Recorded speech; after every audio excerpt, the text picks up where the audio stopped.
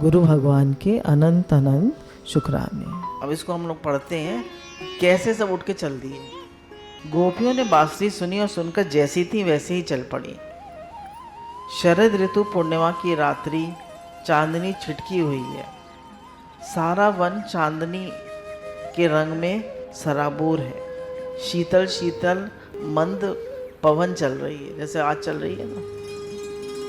एक ऊंचे टीले पे खड़े होकर त्रिभंग ललित भाव से पाँव पर पाँव रखकर पीतांबरधारी वनमालाधारी मुरली मनोहर विशाल भाल गोरोचन तिलक, बाहों में अनुग्रह, आँखों में प्रेम, होठों में मुस्कान, थोड़ी आँखें टेढ़ी होती है ना भगवान की, सिर थोड़ा लटका हुआ, ऐसे सांवरे सलोने ब्रज राजकुमार ने बंसुरी बजाई। कितनी मधुर बांसुरी है। जैसे शब्द द्वारा लोक में आमंत्रित किया जाता है, ऐसी बांसुरी की ध्वनि रसदान के लिए प्रेम का आमंत्रण है। बांसुरी क्या है? प्रेम दान के लिए भगवान गोपियों को आमंत्रित कर रहे हैं कि आओ मेरे पास आओ। इस प्रेम निमंत्रण को प्राप्त करने के बाद एक समस्या खड़ी होती है। गोपियों के सामने नहीं खड़ी हुई, पर लौकिक पुरुष के सामने खड़ी होती है। कर्म कब तक करें? हमें काम कब तक करना चाहिए? हम सबके सामने प्रश्न आता है, कब तक काम करना चाहिए?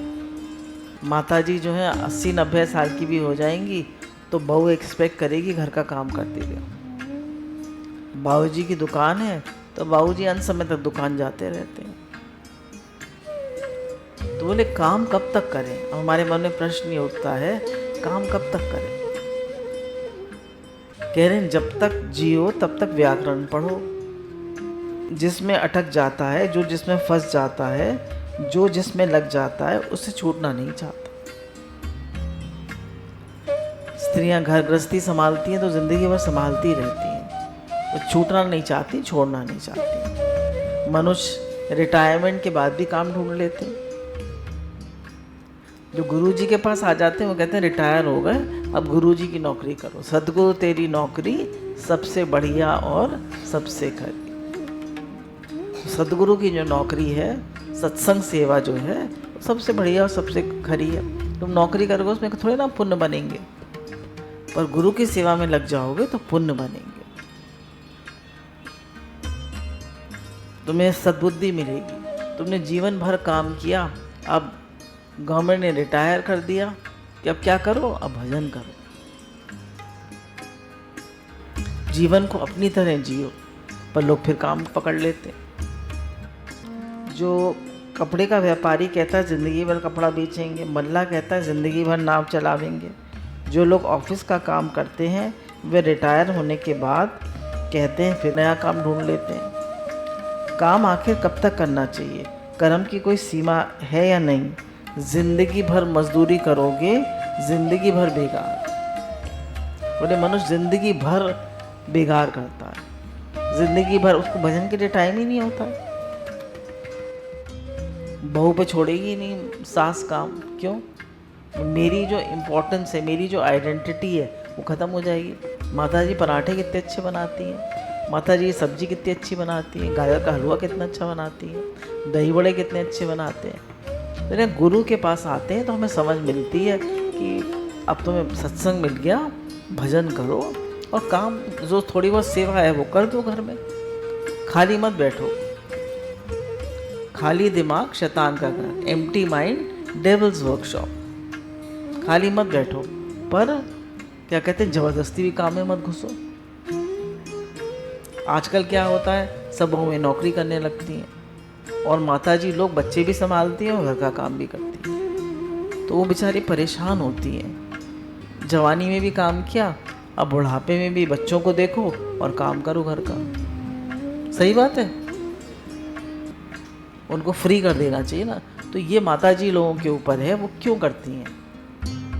कहते बेटा तुम लोग ठीक है आया रख दो, हम थोड़ी बहुत निगरानी कर लेंगे, अब हम नहीं कर पाएंगे, अब हम भजन करेंगे। तो भजन का शौक होगा तभी तो भजन करेंगे, सत्संग का शौक होगा तभी तो सत्संग आएंगे। फिर इसमें बताया कर्म कब तक करें, माने फल पर्यंत कर्म करते रहो, जब तक फल ना मिल जाए तब तक कर्म करते रहो। अब बोले भगवान की कुछ लीला ऐसी है कि इस जन्म में फल दें, अगले जन्म में दें, 1000 जन्म बाद दें, तो कब हमें पता चलेगा फल मिल गया? तो बोले इसकी भी कोई गारंटी नहीं है कि फल मिल जाएगा तब कर्म छोड़ेंगे। बोले अंतःकरण शुद्ध हो जाएगा तब कर्म छोड़ेंगे। तो कहा कि तब तक कर्म मत छोड़ो जब तक ब्रह्म ज्ञान नहीं हो जाए। अब दूसरा इन्होंने कहा कब तक कर्म करना चाहिए, जब तक कर्म के फल से हृदय में वैराग ना हो। अब हमें कुछ नहीं चाहिए, हमें रुपया पैसा कुछ नहीं चाहिए, जितना है बहुत है, हम थोड़े में गुजारा कर लेंगे, पर हम भगवान से प्रेम बढ़ाएं। तो कहते हैं कर्म फल से वैराग आ गया। नहीं तो पैसा आता है तो किसको बुरा लगता है? कमाते जाओ कमाते जाओ कमाते जाओ कमाते जाओ। ये मतलब लोग हैं ऐसे, हम जानते हैं उनको। सुबह 4 बजे उठते हैं, उनकी मिठाई की दुकान है, 4 बजे उठते हैं तो उस पर दुकान बढ़ाए जा रहे हैं। चेन होती है ना उनकी, चेन खुल जाती है। चेन मतलब जैसे एक जगह हमारी दुकान है, अब दूसरी जगह भी खोल ली, फिर तीसरी जगह भी खोल ली, फिर चौथी जगह भी खोल ली। क्या करोगे? और फिर परेशान भी रहते हैं, क्योंकि इनकम टैक्स है, सेल्स टैक्स है, दुनिया भर के टैक्स है।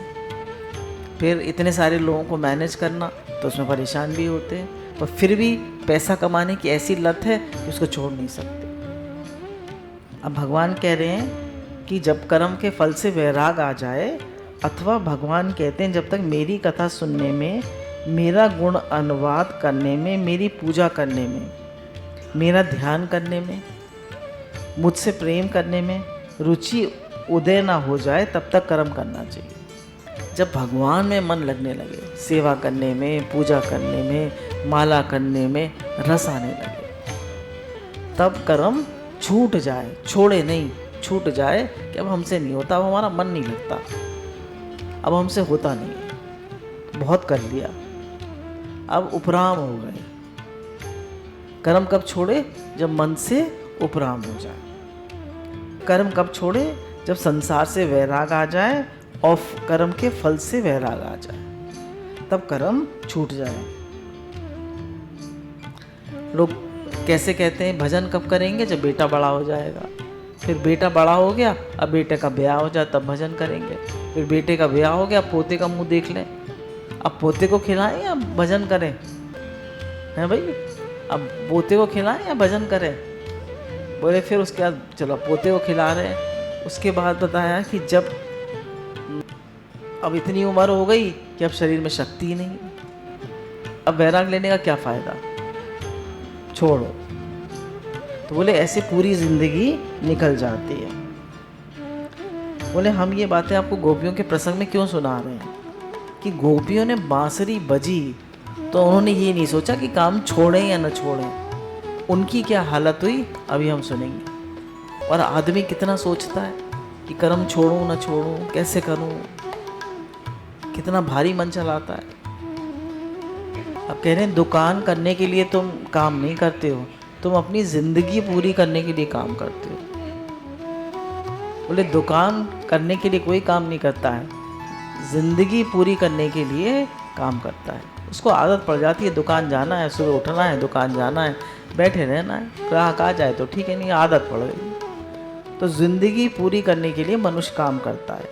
वह तो जब भगवान के चरणों में लगन लगी, जैसे बुलावा आता है तभी सबको जाना पड़ता है, तब सब काम छोड़कर जाना पड़ता है। बोले या तो प्रभु के चरणों में लगन लग जाए या फिर काल का बुलावा आ जाए।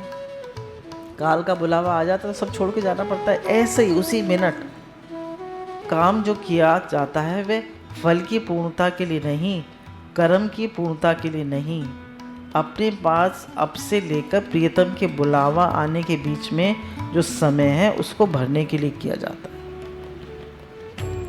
है। बोले कर्म जो है वो फल की पूर्णता के लिए या कर्म की पूर्णता के लिए नहीं किया जाता।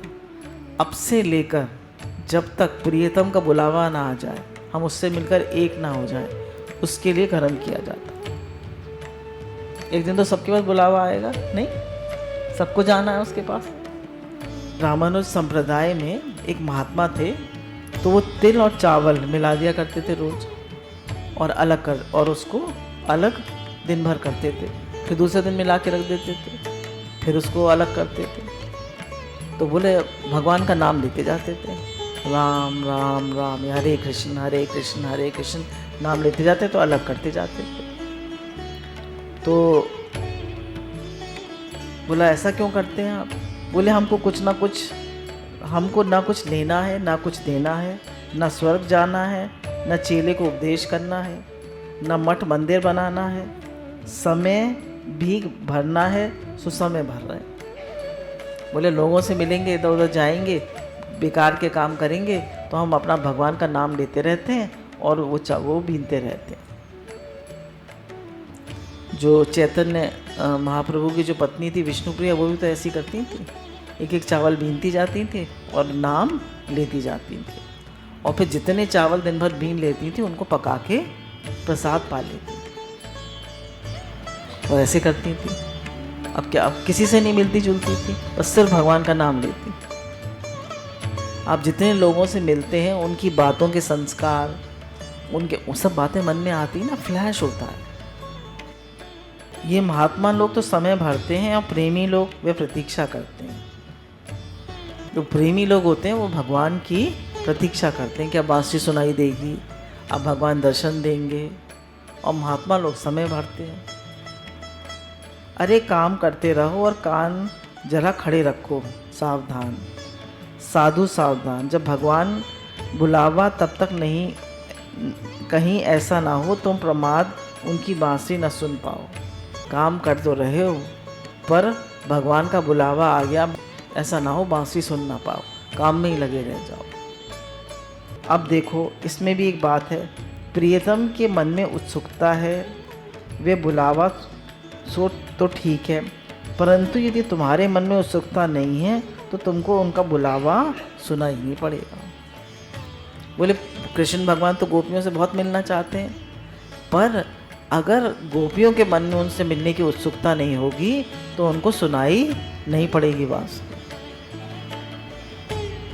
समझ रही हैं? सुनाई नहीं पड़ेगी बांसुरी। कब सुनाई पड़ेगी बांसुरी? जब मिलने की लगन होगी। अब जैसे कोई आ रहा है और हमें उसका बहुत इंतज़ार है, तो जगह से खड़ होगी तो क्या होगा? आ गए, भाग के जाएंगे। फिर उसके बाद किसी का फ़ोन का इंतज़ार है, कोई उसका फ़ोन आने वाला है, तो जरा घंटी बजेगी तो क्या होगा? भाग के जाएंगे, फ़ोन उठाएंगे। तो ये क्या है? इंतज़ार है, उत्सुकता है मिलने की। गोपियों के हृदय में तो उत्सुकता पहले से ही थी, मिलेंगे ये आशा थी। अब आते हैं, अब आते हैं, अब आते हैं, ये प्रतीक्षा थी। उनको बहुत प्रतीक्षा थी। उन्होंने कात्यायनी व्रत रखा। गोपियों ने कभी नहीं पूछा कब करेंगे। उनको वो पूरी तरह समर्पित थी भगवान की। कैसे कब ये उनके मन में नहीं था। हमारे मन में होता है कैसे होगा ठीक, कब होगा, ये काम कब होगा। उनके मन में नहीं था। मिलेंगे ये आशा थी, प्रतीक्षा थी, और उनके बिना प्राणों की व्याकुलता थी। बहुत व्याकुल थी गोपियाँ। उनका एक कान, उनका मन सारा, उनके प्राण, उनका मन सब भगवान की तरफ लगा रहता था। आओ प्राणनाथ, अब प्राण लगे सियारन, प्राणनाथ पधारो, अब तुम्हारे बिना हमारे प्राण शिथिल पड़ रहे हैं, है ना। अब गोपियाँ कह रही हैं कि अब तुम्हारे बिना हमारे प्राण शिथिल पड़ रहे हैं, आओ प्राणनाथ। जिसके हृदय में प्रेम का अंकुर उगता है उसकी आशा कभी नहीं टूटती। गोपियों के हृदय में प्रेम था तो 100 साल उन्होंने इंतज़ार किया, उसकी आशा कभी नहीं टूटती। तो जिसको भगवान से प्रेम होगा तो उसको होगा भगवान जरूर दर्शन देंगे, भगवान का प्रेम मेरे हृदय में जरूर आएगा। जो नाम जप करते हैं तो उनको ये विश्वास होना चाहिए कि इसी जन्म में हमें भगवान का प्रेम लाभ अवश्य होगा। ये विश्वास होना चाहिए, तभी तो प्रेम लाभ होगा। उत्कंठा होती है मिलने की, उसका नाम निकलता है मुंह से। बोले जब मिलने की उत्कंठा होती है तो उसी का नाम निकलता है मुंह से, कब आएंगे कब आएंगे, बार बार भागता है आदमी। उसके गुणों में आसक्ति होती है, जहाँ उसकी याद आवे वहाँ रहने की रुचि होती है, उसके साथ रहने की रुचि होती है। प्रेम दिखाने के लिए कुछ करना नहीं पड़ता, वह तो स्वयं चमकता है। और जिसको प्रेम हो जाता है उसका हर एक्शन शो करता है कि इसको प्रेम दिखाना नहीं पड़ता, वो तो स्वयं चमकता है। उसका हर एक्शन बोलता है, उसकी आंखें बोलती हैं। देखा नहीं है आपने, जिसके हृदय में प्रेम होता है उसकी आंखों से प्रेम छलकता है, उसके हर कर्म से प्रेम छलकता है, उसका हर मूवमेंट, बॉडी लैंग्वेज से आपको पता चलता है इसका बड़ा प्रेम। तो बोले प्रेम को का ढिंडोरा नहीं पीटना पड़ता, वो स्वयं चमकता है। तो बाबा 2 दिन बाद बात फैलाने वाली चंद्रमा कहीं हाथ थोड़े ही छिपता है। प्रेम आता है हृदय में तो आशा लेकर आता है, प्रतीक्षा लेकर आता है, व्याकुलता लेकर आता है। बोले जब प्रेम आता है दिल में तो व्याकुलता होती है, प्रतीक्षा होती है, आशा होती है। ये नहीं कि वही सब कुछ करेगा। बोले जब भगवान ने कहा हम तुम्हारे साथ विहार करेंगे तो गोपियों के मन में भी उत्सुकता थी। उस गोपी के पास भगवान नहीं जा सकते थे या उसको अपने पास नहीं बुला सकते थे कि जिसके मन में उत्सुकता ना हो। बोले जिसके मन में उनसे मिलने की उत्सुकता ना हो तो भगवान न तो उसको बुला सकते थे और न उसके पास जा सकते थे। अगर हमारे मन में भगवान से मिलने की तड़प नहीं है तो न तो भगवान हमारे पास आ सकते हैं और न हम उनके पास जा सकते हैं। तो मिलने की आशा होनी चाहिए, उत्सुकता होनी चाहिए, तड़प होनी चाहिए, तभी भगवान का प्रेम हमारे हृदय में प्रकट होगा। पता है कि गोपी के मन में उत्सुकता है भगवान से मिलने की। उत्सुकता की पहचान क्या है? अब कहने कैसे पता चले कि उत्सुकता है? अब गोपियाँ जो हैं वो ग्वालिन हैं, दूध दूह रही थी। सो कोई गोपी उस समय गाय का दूध दूह रही थी। वह नहीं समझना कि कोई आध सेर 1 पाव दूध दूह रही थी। 10-20 सेर दूध दूहने वाली गाय थी और उनको हाथ से दूती थी। अब हुआ क्या, जैसे ही भगवान की बांसुरी बजी, हुआ क्या आप देखो। इसमें जो दोहन कर्म था वह बड़ा था या दोहनी पात्र? बोले जो ऐसे दूधते हैं ना, गाय का दूध, भैंस का दूध, बोले दोहन कर्म बड़ा था या जो उसका पात्र था, जो बाल्टी जिसमें दूह रही थी वो बड़ी थी? बोले ग्वालिन के हृदय में जो उत्सुकता थी वह बड़ी थी। जब बांसुरी बजी तो गाय तो रह गई खड़ी। जब बांसुरी बजी तो गाय तो रह गई खड़ी और बछड़ा रह गया बंधा। जिसके गाय के पाँव में बछड़े को बांधते हैं उसका नाम नुगना होता है ना। जिससे गाय के बछड़े को बांधते हैं ना, दोनों पैर के भी, माँ के पास भाग के ना आ जाए, तो उसको नुगना कहते हैं। और वह बाल्टी जिसमें दूध दूह रही थी वह धरती पे रखी रह गई। अब दूध दूह रही थी, बछड़ा वही बंधा रह गया और दूध दूह रही है, क्योंकि जब दूध दूलेगी तब बछड़े को छोड़ देगी। कुछ लोग बछड़े को पहले दूध पिला देते हैं, तो बाल्टी वहीं धरी रह गई। अब जब बांसुरी की ध्वनि कान में पड़ी तो उसका मुंह घूम गया। अब देखिए दूध तो ऐसे दूह रही है, इधर देख के नीचे, तो जैसे ही बांसुरी बजी उसका मुंह घूम गया। भगवान की तरफ उसका मुख हो गया, संसार की तरफ से उसका मुख हट गया। उधर जिधर से वंशी ध्वनि आ रही थी और हाथ से ऐसे ऐसे करती जाए जैसे गाय दूह रही हो। बोले उसका मुख तो उधर हो गया और गाय का दूना छूट गया, पर करती ऐसे ही जाए, है ना। मतलब खड़ी हो गई, चलने को हो गई और दूध दूती जा रही है, मतलब मन से क्रिया करती जा रही है पर चल पड़ी। आप इमेजिन करके देखिए कि जैसे मतलब कितनी ज़्यादा उसको भगवान से प्रेम होगा, कितना भारी इंतज़ार होगा। और कृष्ण की तरफ चलती जाए। गाय दूती हुई ही कृष्ण की ओर चली।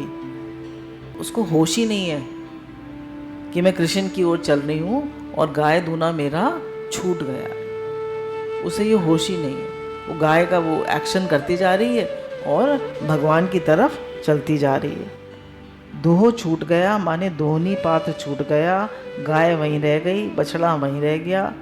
बस हाथ में जो दोहनी की मुद्रा है वे ज्यों की त्यों रह गई और आप आंखें बंद के चली जा रही है, खिंची हुई चली जा रही है। गुरु भगवान के अनंत अनंत शुक्राने।